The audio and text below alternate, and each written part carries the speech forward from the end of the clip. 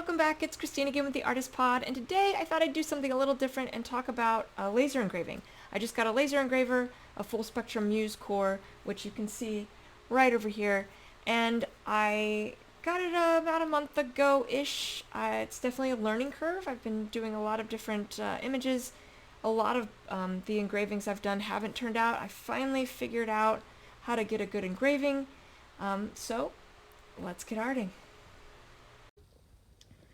Alright, so first things first is I've got to mask my wood. So this is the panel I'm using.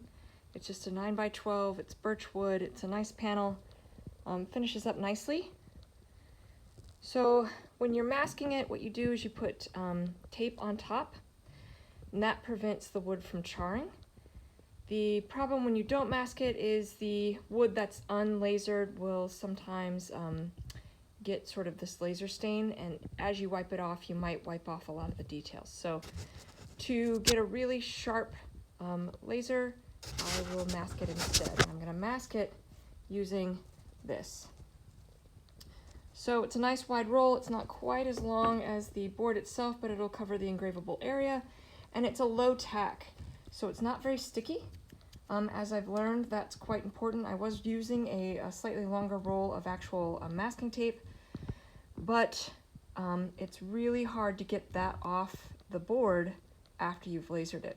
So first step is to apply the tape. Alright, so here's the board now masked. As you can see, the tape. So now I've got to get it into the laser. The problem is the laser doesn't engrave straight. So if you come up here, this little dial, I don't know if you can see it, it's right here. It's not straight down the laser bed. It's at a slight angle. And so because of that, I actually have tape that I put in the bed of the laser. And on the tape I've marked kind of the edges of where the board should sit. So I'm going to try and line all that up to those edges. Okay, so it's lined up in the bed, as you can see. So the next thing I'm going to do is turn it on. There's just a flip switch on the back here. It's going to make a lot of noise, and then I'm also going to turn on the little cool box over here. It makes a lot less noise. And then I'm going to wait for this panel to light up, because that'll give me the IP address that connects to the laser so that I can load it in the software.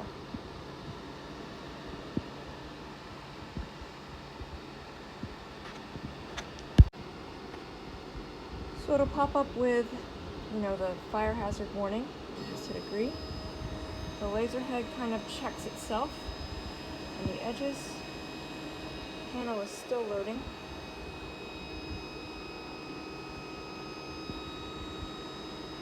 It's going to go all the way to the right, and then it's going to position itself all the way back to the left.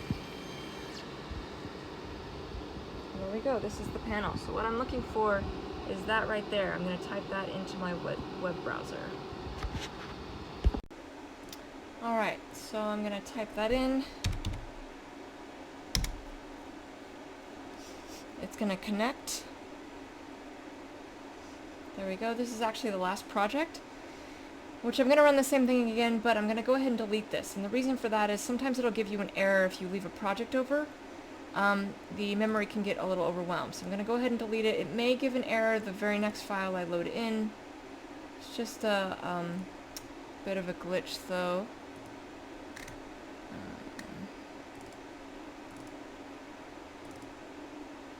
So I do this one right here. I'm just going to double click it. It'll import it.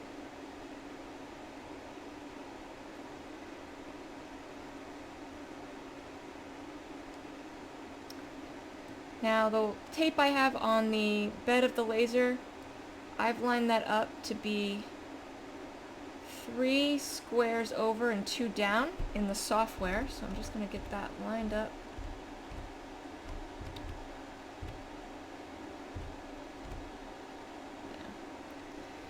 Alright, so then over here, I'm going to select 500 DPI. I'm going to put my power at 70. My speed at 65, my blur at 3. It's going to think about it. And then I'm going to have it run the perimeter. And I'm going to do that by just clicking this button. So this is what it's doing when it's running the perimeter. And all I need to make sure is that it looks even as it comes down. Is it lining up everywhere?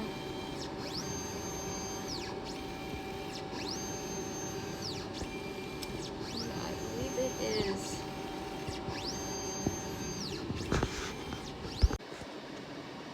Alright, so running the perimeter looked good. So now what I'm going to do is close the lid. And I'm going to go back over to the software, although I could hit Run Job from here, just like I can have it run the perimeter from here. The system itself holds the files from the computer, so I'm going to hit run it from the computer, and we'll go from there.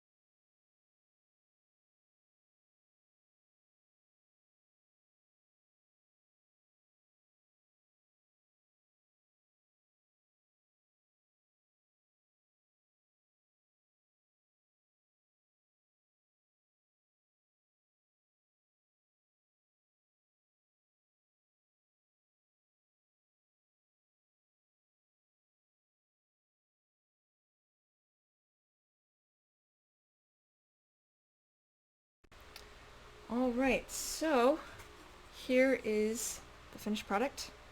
I still have to get the tape off, but you can see it's already peeling up in some cases, so all I should have to do is peel it right off. What the tape does is it prevents smoke damage on the wood. So you can see now the difference there where there's tape and not tape.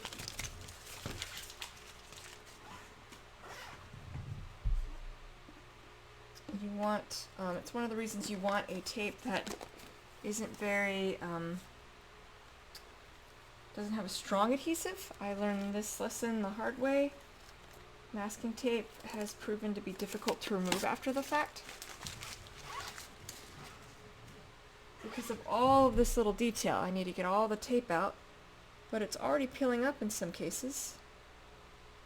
Yeah, I think it's just going to come right off, which is ideal. In fact, it was pulling up a little bit. You can see it's just pulling up here. It's pulling up a little bit while the laser engraving was going on. So what happens is the engraver sort of vaporizes the tape where it hits, so you just have to get the tape off in between. You can actually kind of see what it does, right? Like, this is where I've removed the tape. This is the side that still has it. You can see that line right down the middle. Alright, and this is the finished product. So, the way to make a mask work is to have a very sort of low tack tape. You don't want it to stick very hard. It's like night and day. You won't be able to get the tape off, especially on a small intricate design like this. With all of these sort of in-betweens, it just shreds the tape. There's nothing left to get up, and if it sticks too much, it's almost impossible. But this, I could literally swipe my hand across it and it just comes right up. Didn't take me nearly as long as some of the others had, and it still gives a very, very nice burn. So yeah, that is how you do a laser engraving. In the floating nether next to me, I have other videos of art tutorials I have done, and I will see you all soon. Thank you so much. Take care.